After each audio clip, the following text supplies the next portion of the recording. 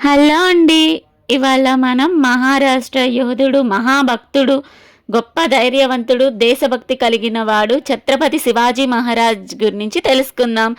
అలాగే ఫిబ్రవరి 19న ఇవాళ ఆయన జయంతి సందర్భంగా ఆయన గురించి మనం తలుచుకుందామండి. అలాగే నా ఏటీఎం 1009 ఛానల్ని లైక్, షేర్ అండ్ సబ్స్క్రైబ్ చేయండి.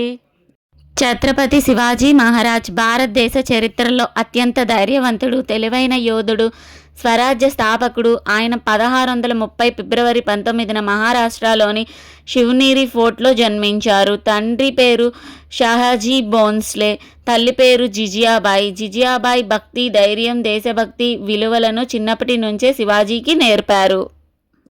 శివాజీ చిన్నప్పటి నుంచే వీరగాథలు వింటూ పెరిగాడు. మహాభారతం, రామాయణ కథలు ఆయనపై ప్రభావం చూపాయి. ఆయనకు హైందవీ స్వరాజ్యం స్థాపించాలనే గొప్ప సంకల్పం కలిగింది. అంటే ప్రజలే పాలించే రాజ్యం అండి. శివాజీ మహారాజ్ చిన్న వయసులోనే అనేక కోటలను స్వాధీనం చేసుకున్నారు. ముఖ్యంగా తోర్నా ఫోర్ట్, ఇది ఆయన గెలిచిన మొదటి కోట. తరువాత రాయ్గఢ్ ఫోర్ట్, తరువాత ఆయన రాజధానిగా మారింది. ఆయన గేర్లా యుద్ధ విధానాన్ని ఉపయోగించి శత్రువులను ఓడించేవారు. అఫ్జల్ ఖాన్ ఘటన. బీజ్పూర్ సేనాధిపతి అఫ్జల్ ఖాన్ శివాజీని మోసం చేసి చంపాలని ప్రయత్నించారు. కానీ శివాజీ ముందే జాగ్రత్తగా ఉండి తన దగ్గర దాచుకున్న వామ్ నక్తో అఫ్జల్ ఖాన్ని ఓడించారు. ఈ సంఘటన ఆయన ధైర్యాన్ని నిదర్శించింది. 1674లో రాయ్గఢ్ ఫోర్ట్లో శివాజీ మహారాజ్ గొప్పగా పట్టాభిషేకం పొందారు. అప్పటి నుంచి ఆయనకు ఛత్రపతి అనే బిరుదు లభించింది. పరిపాలన, ప్రజలకు న్యాయం, మహిళలకు గౌరవం, మత సహనాభావం, బలమైన నౌకాదళ ఏర్పాటు, ఆయన పరిపాలన ప్రజల అభివృద్ధికి దోహదపడింది. 1680 ఏప్రిల్ 3న శివాజీ మహారాజ్ పరమపదించారు. కానీ ఆయన స్థాపించిన మరాఠా సామ్రాజ్యం తర్వాత కూడా శక్తివంతంగానే కొనసాగింది. ఛత్రపతి శివాజీ మహారాజ్ ధైర్యం, తెలివి, దేశభక్తి మనందరికీ ప్రేరణ. ఆయన జీవిత కథ మనకు స్వాభిమానం, న్యాయం, నాయకత్వం యొక్క విలువలను నేర్పుతుంది. శివాజీ మహారాజ్ ఖడ్గం వెనుక ఉన్న కథ అంటే వీరత్వం, విశ్వాసం, భక్తి కలిగిన గాథ. శివాజీ మహారాజ్ దగ్గరున్న ప్రసిద్ధిగాంచిన ఖడ్గంలో ముఖ్యమైనది భవానీ ఖడ్గం. భవానీ ఖడ్గం ఎలా వచ్చింది? చరిత్ర ప్రకారం శివాజీ మహారాజ్ తుల్జాపూర్లోని తుల్జా భవానీ టెంపుల్లో దేవి భవానీని ఎంతో భక్తితో ఆరాధించేవారు. ఒక సందర్భంలో దేవి భవానీ స్వయంగా ఆయనకు ఖడ్గం ప్రసాదించిందని ప్రజలలో విశ్వాసం ఉంది. అందుకే ఆ ఖడ్గాన్ని భవానీ ఖడ్గం అని పిలుస్తారు. ఇది చరిత్ర కంటే ఎక్కువగా ఒక ఆధ్యాత్మిక నమ్మకం. కానీ ప్రజల్లో ఈ కథ ఎంతో ప్రాచుర్యం పొందింది. ఆ ఖడ్గం ప్రత్యేకత చాలా పదునైనది, బలమైన ఉక్కుతో తయారు చేయబడింది. యుద్ధంలో శివాజీకి విజయాలను అందించింది.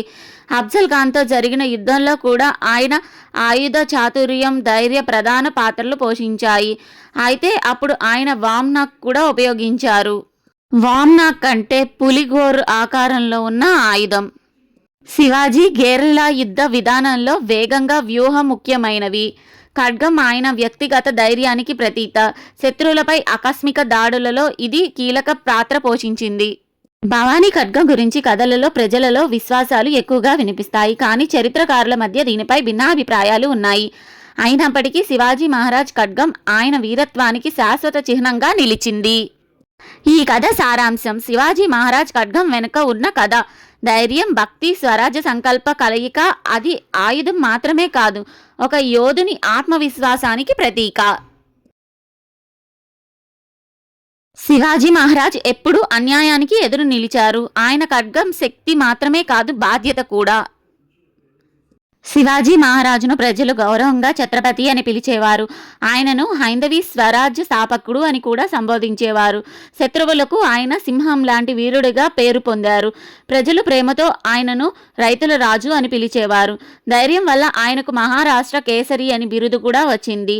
న్యాయపరమైన పరిపాలన కారణంగా ఆయనను ధర్మరక్షకుడుగా గౌరవించేవారు. శివాజీ మహారాజ్ పెద్ద కుమారుడు శంభాజీ. శంభాజీ మహారాజ్ తండ్రి తర్వాత మరాఠా సామ్రాజ్యాన్ని పాలించారు. రెండో కుమారుడి పేరు రాజారాం. రాజారాం కూడా తర్వాత రాజ్యాన్ని నడిపి శత్రువులకు ఎదురు నిలిచారు. శివాజీ మహారాజ్ మనవడు సాహు మరాఠా సామ్రాజ్యాన్ని మరింత బలపరిచారు. వీరి నాయకత్వంలో మరాఠా సామ్రాజ్యం భారతదేశంలో శక్తివంతమైన రాజ్యంగా ఎదిగింది.